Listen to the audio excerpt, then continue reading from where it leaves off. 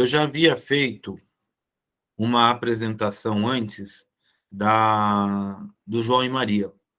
E João e Maria conversa com Chapeuzinho Vermelho, tá? Então, eu fiz aqui algumas pontuações que são parecidas, do, de que são parecidas assim, de que forma que o João e Maria conversa com o Chapeuzinho Vermelho, tá? Então, deixa eu pegar aqui para vocês que eu estou sem duas telas, então deixa eu tentar deixar aqui. Então, o ponto em comum entre o João e Maria e o Chapeuzinho Vermelho é ameaça de devoração, ou seja, ambos tratam da fase oral, tá? A gente vai dar hoje aqui um enfoque maior no conto, usando a lente da psicanálise para poder pensar, tá bom? Boa noite, Lorena. Tudo bom? Hoje é descontraído, aqui eu estava dizendo para os seus colegas que já haviam chego, então quem quiser falar, conversar, pensar junto, é só levantar a mãozinha que tem aí embaixo nos recursos, tá? Que tem o microfone, a câmera e a mãozinha. Então, levanta a mãozinha que eu sei que vocês querem falar e aí a gente abre a discussão aqui, tá bom? Então, assim, em João e Maria, né, a bruxa planeja devorar as crianças. E no Chapeuzinho Vermelho, a avó e a menina são engolidas pelo lobo. Então, isso só para a gente poder pegar essa questão da oralidade, que tem tanto em João e Maria, quanto em Chapeuzinho Vermelho. Chapeuzinho Vermelho tem duas versões que são mais conhecidas. Então, tem a versão do Perrault e a versão dos Irmãos Greens.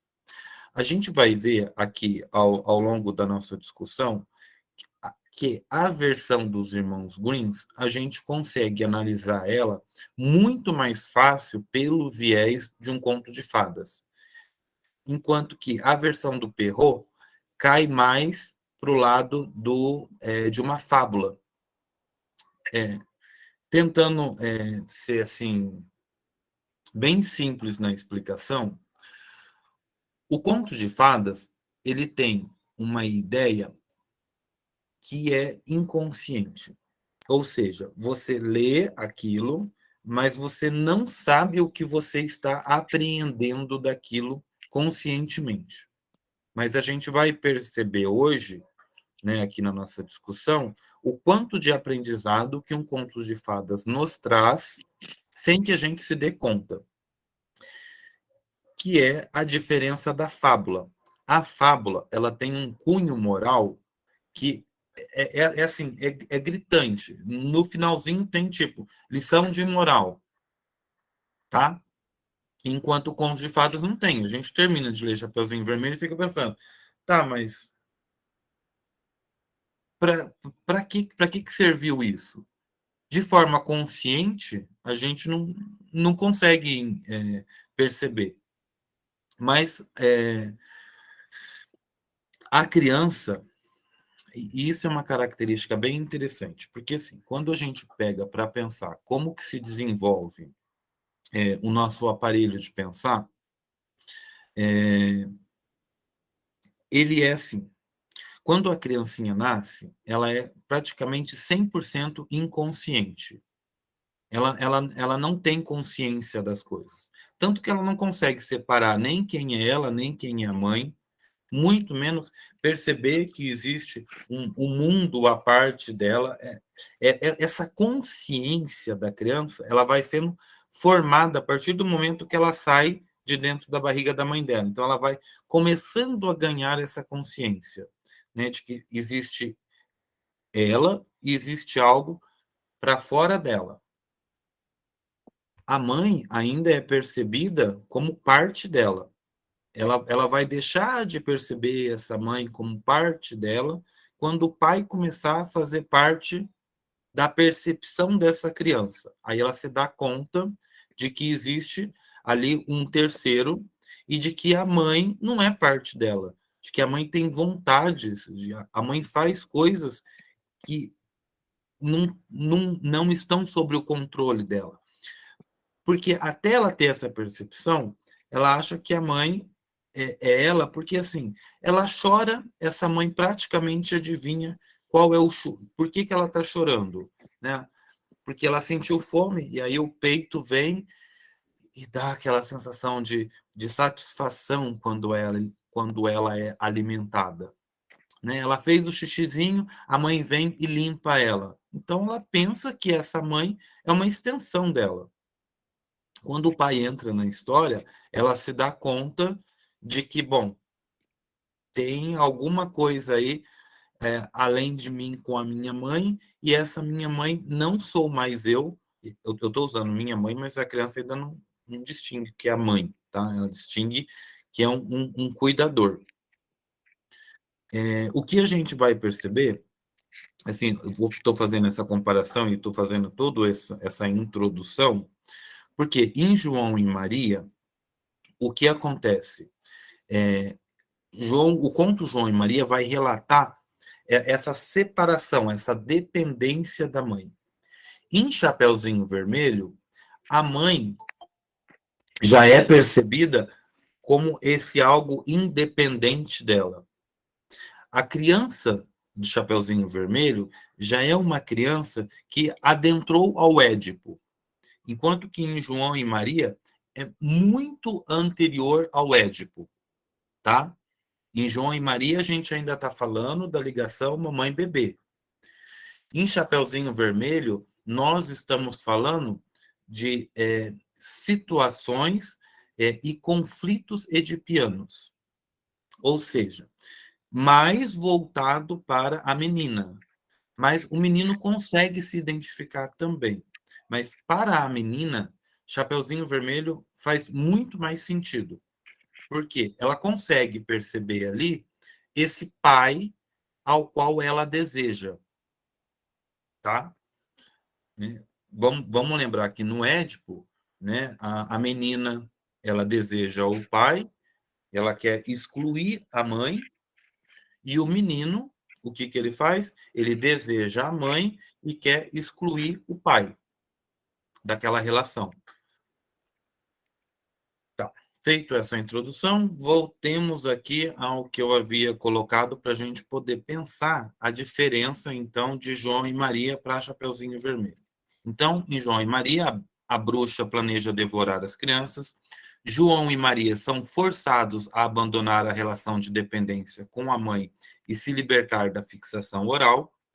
E aí, lá embaixo, agora, CV é Chapeuzinho Vermelho e JM é João e Maria, tá? Então, a Chapeuzinho Vermelho, a avó e a menina são engolidas pelo lobo. A Chapeuzinho Vermelho ultrapassou sua fixação oral, não tem mais nenhum desejo oral destrutivo. Como que a gente consegue perceber isso? A Chapeuzinho Vermelho, ela está indo levar a comida para a avó. Enquanto a questão da comida em João e Maria é aquela assim, eles estão tendo que sair de casa porque não tem mais comida, ou seja, a mãe não vai mais oferecer o peito para aquela criança, então ela é castrada, e aí quando eles chegam na floresta, eles veem aquela casa cheia de doce, e aí então, tipo, vem mais ainda aquele desejo oral da criança de comer, de colocar para dentro. A Chapeuzinho Vermelho tá pouco se lixando para esse negócio de comida. Né? A questão dela é a relação dela com o pai. E o mais interessante é que a gente não percebe no conto a figura paterna assim explícita, enquanto é de importância crucial a figura da mãe em João e Maria, em Chapeuzinho Vermelho, ou na Chapeuzinho Vermelho, a imago paterna, a imago, o Belterheim, no livro dele, chama de macho. Então, a ideia do macho é a ideia central. E a gente vai perceber essa imago masculina na Chapeuzinho Vermelho na figura do lobo e na figura do caçador e ou lenhador, né? Dependendo da tradução, tá como caçador ou como lenhador. Voltamos aqui. Aqui, lá em cima no João e Maria, aqui encontramos como tema central o canibalismo, que seria a expressão dos desejos orais destrutivos. Então, a bruxa quer comer as criancinhas, né? As criancinhas querem comer a casa, e nesse caso, o ato de se alimentar é natural, ou seja, lá em Chapeuzinho Vermelho, a expressão devorar não conota agressividade extrema, mas sim a ação de se alimentar, né? Então, o lobo, quando ele quer comer a Chapeuzinho Vermelho, é para se alimentar, não é para devorar ela, tá bom? E aqui a gente vai perceber também que existe uma outra conotação, e no jargão popular a gente pode pensar numa relação sexual quando o homem está penetrando a mulher. Então, no jargão popular, a gente diz: o homem está comendo a mulher. Então, o lobo quer penetrar a Chapeuzinho Vermelho. Ele quer comer a Chapeuzinho Vermelho. Então vamos lá. O ato de se alimentar, devorar, é simbólico. Aqui podemos traduzir a expressão devorar dotada de uma agressividade que tem como intuito destruir.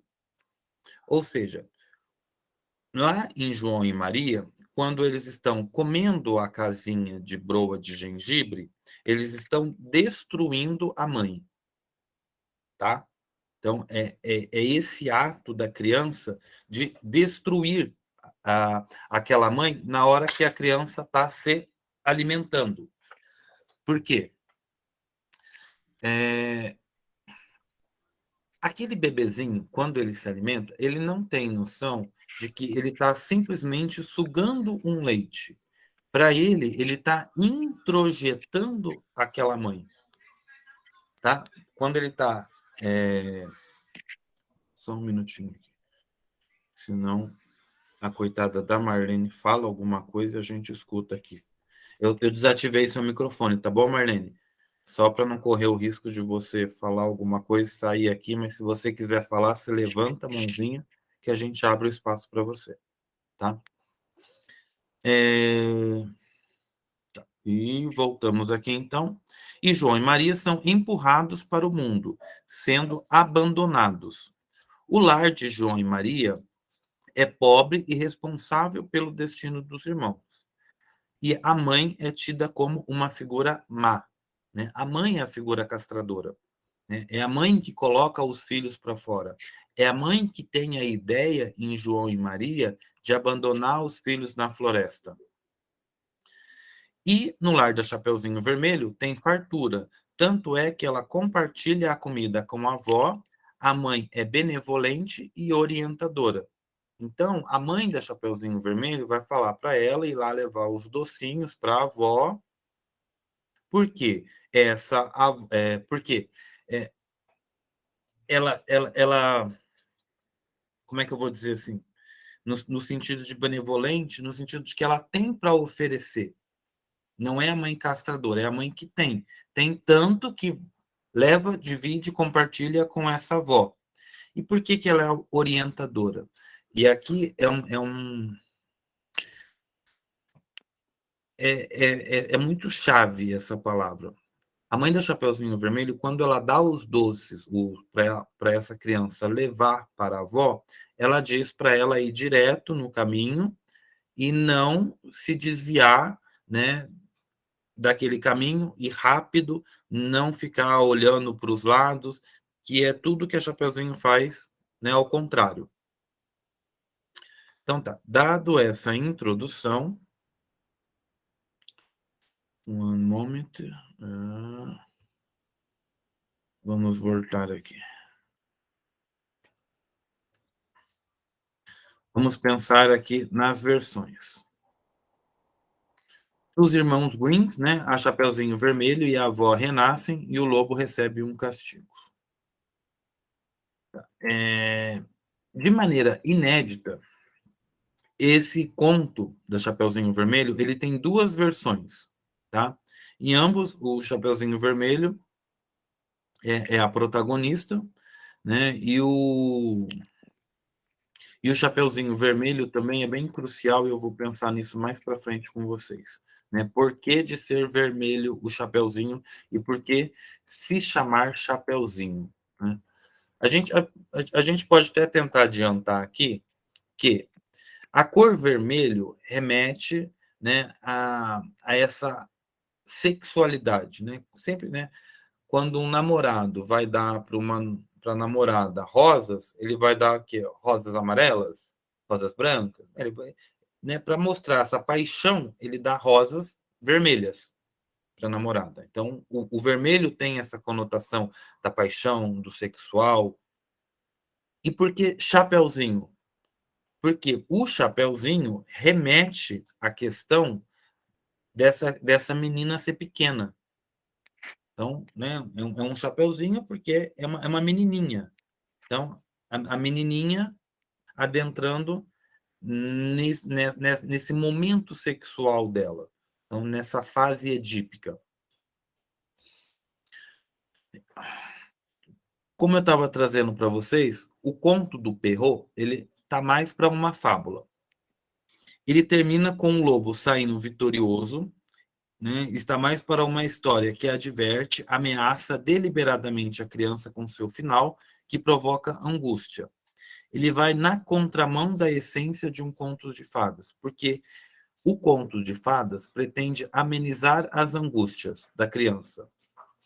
E o conto do Perrault não tem essa intenção, pois ele era utilizado para amedrontar as crianças, provocando o seu bom comportamento, suscitando o medo nelas. Então, não é porque a criança vai dar conta das suas ansiedades e angústias internas que ela vai passar a se comportar, vamos dizer assim, de uma maneira melhor. Não. É porque ela vai ficar com medo de se comportar de forma errada e aí ela vai se comportar de forma certa. O lobo, ele não se disfarça de avó. Na versão do Perrault, o lobo simplesmente engole a avó e deita na cama ali e fica deitado na cama. Ele não se fantasia da avó igual nos Irmãos Grings, tá?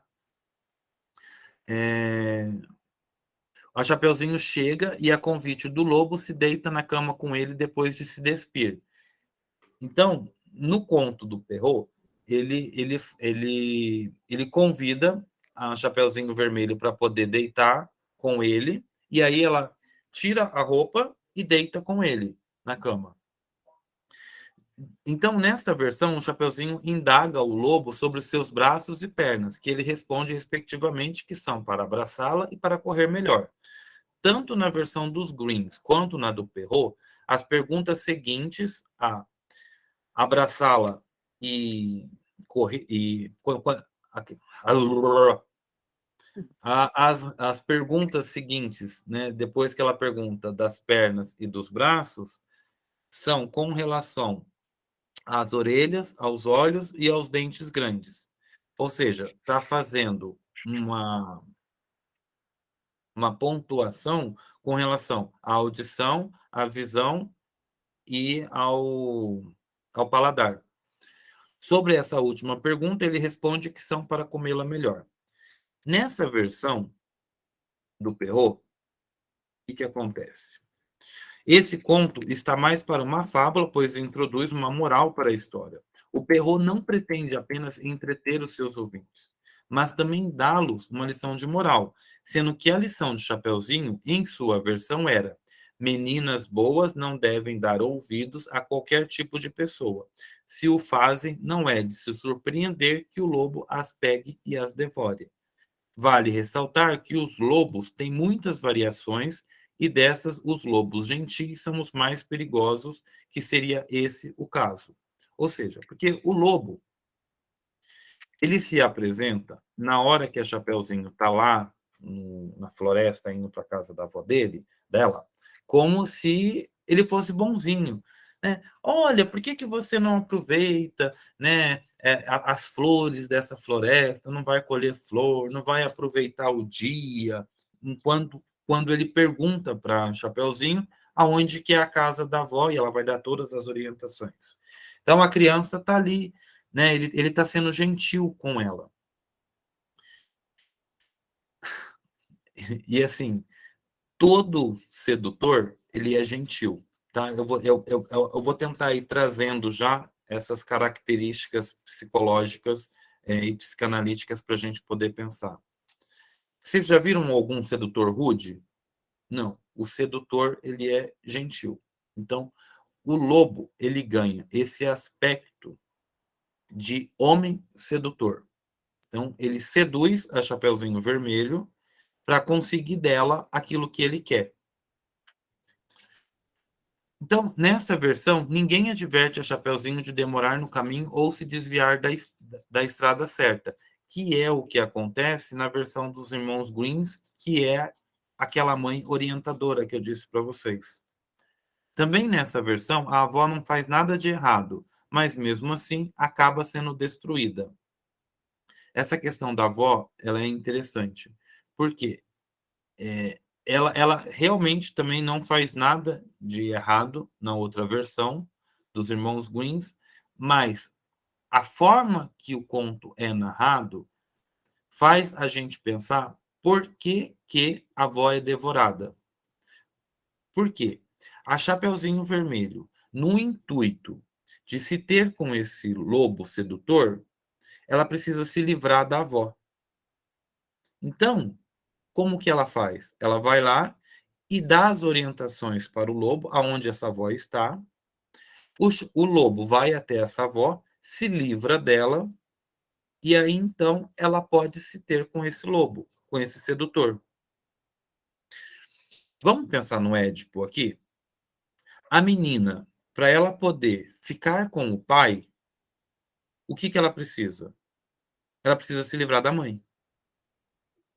Aqui, a avó também está sendo retratada como a mãe, aquela figura masculina, aquela figura feminina mais velha que ela, que é o que intercede ali o lobo, né, de comer aquela menina. Mas aí vocês ficam se perguntando, né? Mas ele não poderia comer a Chapeuzinho Vermelho ali na floresta mesmo? Poderia, não poderia? Mas para que ocorra essa elaboração interna e para que o conto faça sentido na psique da criança, precisa-se primeiro, então, livrar-se da avó, ou seja, a criança precisa primeiro livrar-se da mãe para ficar com o pai. Por isso que ele não come a criancinha ali na floresta, não come a Chapeuzinho na floresta.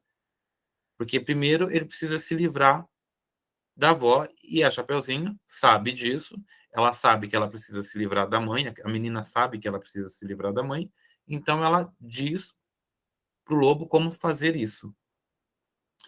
Também nessa versão, a avó. Então, aqui eu já vou pegar aqui mais um pouquinho para a gente pensar para baixo.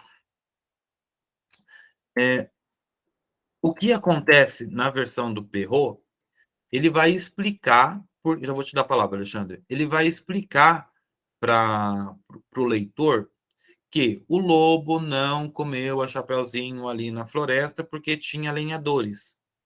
E aí, então, ele preferiu ir de encontro a Chapeuzinho na casa da avó. É como se ele armasse uma armadilha para poder pegar essa menina, tá? Então, fica muito claro é, e não leva para esse entender psicanaliticamente a versão do Perrault. Por quê? Um cara mais velho, para poder ficar com uma menina, ele não vai ficar com uma menina na frente de outros caras. Ele sabe que isso não é certo, né? Isso é pedofilia. E aí, quando o Perrault coloca que o lobo não quis comer a Chapeuzinho porque tinha os lenhadores ali, isso fica muito evidente, fica muito na cara que tá se relatando essa cena de um homem mais velho com uma menina mais nova. Na versão dos irmãos Green, que não tem nenhum lenhador, e o lobo simplesmente só diz para a menina que é para ela poder colher as flores do campo e se entreter ali com aquela floresta tão bonita, e enquanto isso ele vai para a casa da avó esperar ela, a criança consegue entender intuitivamente, inconscientemente, que está se tratando de uma relação edípica, tá? Não tem esse caráter amedrontoso, esse caráter de medo que tem no Perrault. Alexandre.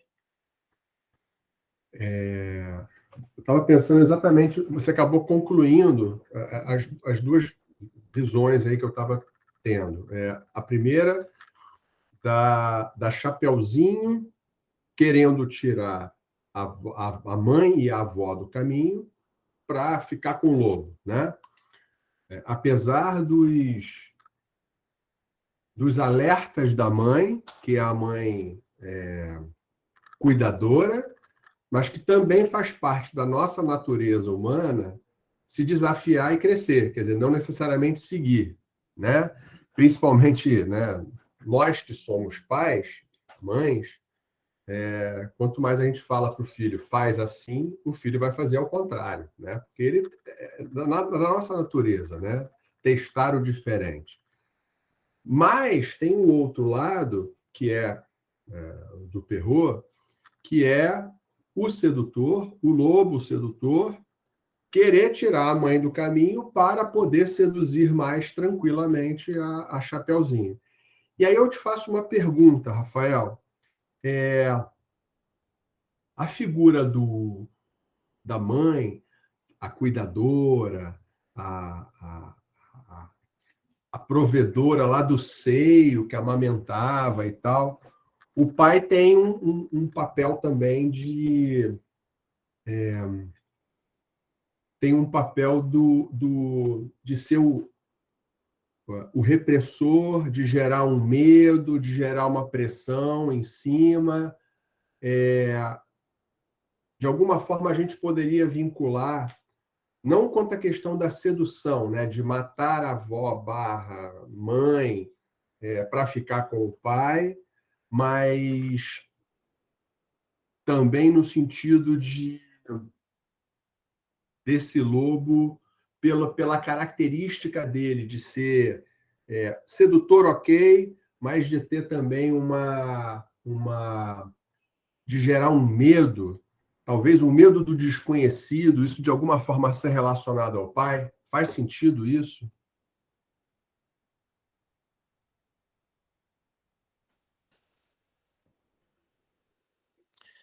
Desse lobo ser amedrontador? Do lobo ser amedrontador e isso ser uma característica do pai, né? Porque mais à frente vem ali o caçador, que aí é um pai bonzinho e é outra coisa, né? Mas que tem várias figuras de pai aí, né? Pelo menos duas, pelo menos o lobo e o caçador. Mas especificamente do lobo, esse papel dele não só do sedutor, né, para comer a Chapeuzinho, mas também da figura, da questão do comportamento dele, amedrontador, de gerar um medo na Chapeuzinho, de alguma forma na psique dela, ela entender que isso poderia ser o pai. Então, o que eu vejo e o que eu estudei aqui, eu não vi esse caráter amedrontador do lobo. A gente pode perceber que no decorrer do próprio conto, em nenhum momento ela sente medo do lobo. Em nenhum momento ela se assusta com esse lobo. Ele se apresenta para ela de uma forma disfarçada, como esse pai que ela deseja. Faz sentido para você, Alexandre? Não, não, faz sentido, né? Na verdade, ela não tem medo que ela usa lá os quatro sentidos dela para poder investigar. Ela não tem medo, ela investiga, né? Mas por que esses olhos? Por que essa boca? Por que tarará? Ela está racionalizando ali a investigação dela, né? Ela não tem no primeiro um choque, né? Faz sentido. Vamos lá, segue o jogo. Existe essa característica que você trouxe do pai, mas no conto eu não vejo ela sendo retratada. Tá? É Bom, o pai sedutor ou o pai que protege, né? Vamos lá. Por ser tão direta essa versão, acaba-se por se perder o valor simbólico. Explicando, o Perrault torna seu conto uma história onde o leitor não precisa usar da imaginação. Os elementos do conto são claramente descritos. Exemplo, quando o lobo deita na cama, sem disfarce, e Chapeuzinho se junta a ele, e ao questioná-lo sobre o tamanho dos seus braços, ele responde que é para abraçá-la melhor, e ela continua deitada com ele, após ele lhe dizer que é para abraçá-la melhor. Sugere que ou ela é tola, né? Tipo, você não percebeu, né? Ou ela deseja ser seduzida, quando não responde com um gesto de fuga ou de defesa. Peraí, se o lobo tem um braço grande para me abraçar, vou cair fora, eu vou me livrar daqui. Se ela não quer se livrar dele, sabendo de tudo isso, tipo, ela é muito, muito tola, essa menina. E aí a criança não se identifica. Porque a criança, nessa versão, tipo, ela não quer assumir o seu desejo, ela não quer assumir que ela deseja o pai, que ela deseja o lobo. E muito menos que ela é tola. Então não há identificação. O que nos leva a acreditar que nessa versão ela é somente uma mulher decaída, que estaria em oposição direta à de uma menina ingênua e atraente, tais como nas outras versões, em que a criança naturalmente se identifica. Então, essa mulher que quer deitar com o lobo é uma mulher decaída, né? Você sabe da intenção do cara, gente, e você vai ficar ali, né?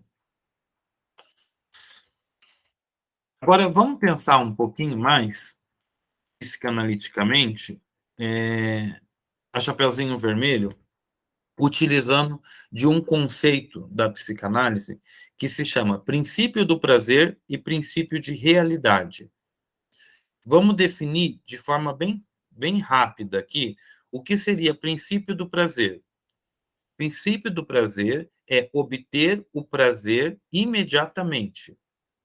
Ou seja, as crianças são assim, aquele hedonismo, né? A criança quer na hora. Você fala para a criança vem e pede para você: mãe, posso te passar sorvete? Você fala para a criança: depois do almoço você pode. Ah, não, eu quero agora. Tipo, falta 5 minutos para o almoço ser servido, a bendita da criança quer o sorvete. E ela quer o sorvete. E ela não sabe esperar, porque a criança vive no princípio do prazer. E, a, e um pouco dos adultos também. Né? Tem um monte de adulto que também não quer esperar. Eles querem na hora, né? Que vai em contrário ao princípio de realidade. O que é o princípio de realidade? Que realidade que a gente está falando? Não é essa realidade aqui, nem a realidade filosófica. Quando Freud utiliza o conceito de princípio de realidade, o que ele está dizendo é retardar o prazer, para que talvez futuramente você venha a ter o prazer, tá? Não é uma garantia de ter o prazer futuramente, mas saber suportar não ter o seu prazer atendido naquele momento. Vamos pensar, né? A pessoa está ali, né, vamos, né, uma pessoa que acredita que ela tenha que fazer regime, que ela está acima do peso, mas ela não consegue fazer o regime, tudo que ela vê, ela come. né? Ela viu ali o chocolate, ela come, ela abriu a geladeira e deu uma fomezinha nela, ela vai lá e come o que está na geladeira. É uma pessoa movida pelo princípio do prazer. Uma pessoa movida pelo princípio da realidade dentro desse contexto, ela vai falar assim: peraí, não, eu não vou comer porque eu estou fazendo o meu regime. E aí, no final de semana, a nutricionista falou para mim que eu posso comer um bombonzinho depois do almoço. Então, ela vai suportar, né, da segunda-feira até o sábado, a vontade de comer o chocolatinho, porque ela só pode comer no sábado. Não é? Pensando no mesmo exemplo, né, André? Então ela segura, ela retarda o prazer dela, tá? Por quê? Porque ela vai ter um benefício lá na frente. Então, agora, como que a gente pensa isso com a Chapeuzinho Vermelho?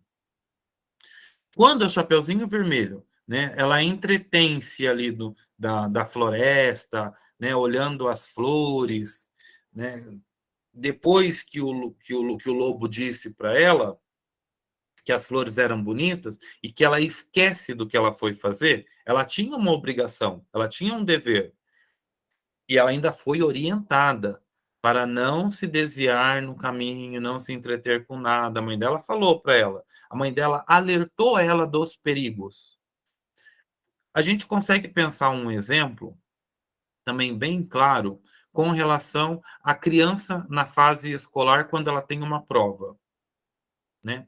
A mãe orienta para aquela criança que é para ela ir para a aula, prestar atenção, anotar tudo que o professor falar, chegar em casa para ela estudar a matéria daquele dia, porque quando ela for fazer a prova, ela vai bem.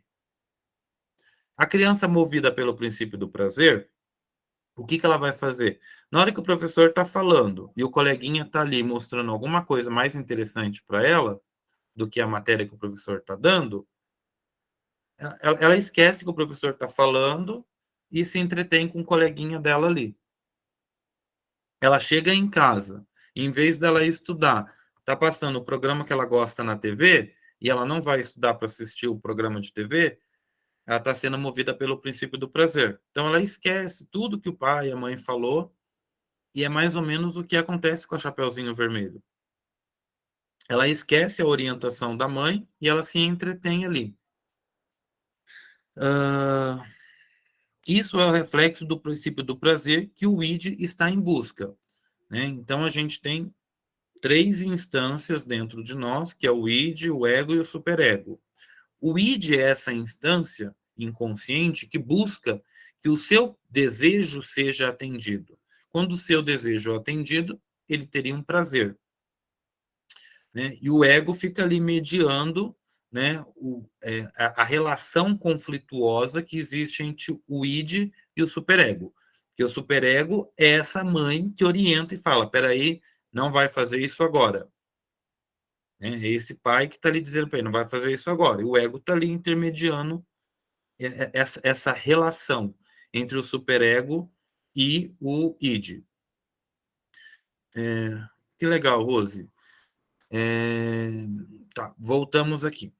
E quando ela abandona os conselhos e ensinamentos dos pais que guiam para o princípio de realidade, né? Então, né, a mãe diz para ela: ó, não tenha o seu prazer atendido agora, não desfoca do caminho, não é para você ficar olhando as flores, o que ela faz é justamente o contrário. A mãe está ciente das inclinações de Chapeuzinho Vermelho para se desviar do caminho conhecido e espiar pelos cantos para descobrir o segredo dos adultos, né? O pai e a mãe sabem que a criança, né, vai querer obter o prazer. Tanto, né, usando um exemplo lá da escola que eu falei para vocês, ela aconselha a criança: presta atenção na aula, estuda depois da aula, né? A mãe dá a orientação. Então, nesse contexto, o Chapeuzinho Vermelho lida com a ambivalência infantil entre viver de acordo com um princípio de realidade ou do de prazer, que é corroborada pelo fato de que ela só para de colher as flores quando não podia mais carregá-las. Esse é o mesmo conflito entre fazer o que se gosta de fazer e o que se deve fazer. A Chapeuzinho Vermelho, ela só se dá conta de que ela está sendo movida pelo princípio do prazer no conto Quando ela colhe tantas flores que o cesto fica pesado. E aí, na hora que o cesto fica pesado, acabou o prazer. Né? Tipo, agora eu tenho que carregar esse fardo aqui. E aí ela se dá conta de que, tipo, meu Deus, eu tenho que ir para casa da minha avó levar os docinhos que a minha mãe fez para ela. Então, vamos lá, revisitando aqui novamente a diferença entre João e Maria e Chapeuzinho Vermelho. No conto de João e Maria, são duas crianças que não adentraram ainda o Édipo, estão no momento da separação mamãe e bebê, ou seja, a relação em destaque é a dependência materna, enquanto que em Chapeuzinho Vermelho a menina já lida com seus problemas pubertários, elaborando suas emoções para dominar os seus conflitos edipianos. Uma forma de se perceber essa maturidade é a postura interrogativa da Chapeuzinho Vermelho em contraste com João e Maria, que se contentam com a casa de broa de gengibre sem questioná-la. E em Chapeuzinho Vermelho, ela questiona o lobo, né, que foi a que até o Alexandre trouxe, sobre a sua aparência, né, as enormes orelhas, os olhos grandes, a boca e as manoplas horrível. Então, a Chapeuzinho está compreendendo o mundo como uma criança púbere, que se utiliza dos quatro sentidos: audição, visão, tato e paladar. E aí, ali, o que eu já havia trago para vocês, que é de vital importância a imago masculina em Chapeuzinho Vermelho, que arremete à idade pubertária, enquanto em João e Maria, a imago materna, expressa na figura da mãe e da bruxa, se sobressai apontando para um estágio inicial de desenvolvimento da criança. Na história da Chapeuzinho Vermelho, a imago masculina é de maior relevância, de maior relevância, está dividido em duas formas opostas. O perigoso sedutor, que em caso de anuência se transforma no destruidor da avó boa e da menina, e o caçador, a figura paterna, que seria responsável, forte e resgatadora. A Chapeuzinho Vermelho, ela é amada por sua natureza humana. Por quê? Embora ela seja virtuosa, ela é tentada. E porque sua sorte nos diz que confiar nas boas intenções de todos, que parece ser bom, na realidade nos deixa sujeito a armadilhas. Se não houvesse algo em nós que aprecia o grande lobo mau, ele não teria poder sobre nós. Por conseguinte, é importante entender sua natureza, mas ainda mais importante é saber o que nos torna atraente para nós. Deixa eu só pegar essas outras duas partezinhas aqui, que a gente estava falando dessa questão da imago masculina na Chapeuzinho Vermelho, e aí a gente trouxe o lobo e o caçador ou o lenhador para poder pensar, mas também a gente pode pensar que o lobo, ele apresenta aspectos da personalidade que remetem a tendências egoístas, antissociais, violentas e potencialmente destrutivas do id. Né? Por quê? Esse desejo que está reprimido lá no id, que busca ser realizado, ele está lá por quê? Porque em algum momento a nossa consciência não deu conta de suportar. Então ele foi parar lá embaixo, porque ele remete a essas tendências egoístas, antissociais e violentas e potencialmente destrutivas. Se não houvesse algo em nós que aprecia o grande lobo mau, ele não teria poder sobre nós. Por conseguinte, é importante entender a sua natureza, mas ainda mais importante é saber o que nos torna atraente para nós. Ele também representa o sedutor masculino, além dessas tendências. E o lenhador, ele apresenta aspectos da personalidade que remetem a tendências altruístas, sociais, amáveis e protetoras do ego. Então, a gente tem na figura do lenhador e na figura do lobo, tanto o sedutor e o pai protetor, quanto o id e o ego. O ego é aquele que vem em socorro a nós, assim como o lenhador é aquele que foi em socorro a Chapeuzinho Vermelho? Percebem essas características? E aí eu queria fazer só um adendo aqui dos contos de fadas, para poder abrir para vocês, para a gente pensar junto. O Contos de Fadas. Vale a pena ressaltar que o valor dos contos de fadas para uma criança pode ser facilmente destruído se alguém lhe detalha o significado. Se a gente for lá e explicar tudo isso para a criança, acabou a graça, ela não vai entender. Ela vai entender conscientemente, realmente, aquilo que a gente disse, né? Mas esse significado, essa elaboração interna inconsciente se desfaz. A partir do momento que você entrega de bandeja tudo que a gente está conversando aqui para uma criança, babau. Os contos de fada, eles só alcançam um sentido pleno para as crianças quando é ela quem descobre espontânea e intuitivamente seus significados previamente ocultos. Essa descoberta faz com que uma história passe de algo que é dado à criança a algo que ela, em parte, cria para si própria. O conto de fadas pode trabalhar o mesmo tema, retratando aspectos diversos da experiência humana, dependendo de como o tema é elaborado e do contexto que ele está inserido. Vocês perceberam, né, que a gente falou da figura paterna, né, com seus dois lados ambivalentes. Falamos da questão do princípio do prazer, do princípio de realidade. Ou seja, esse conto, todos os contos de fadas, eles possuem várias camadas.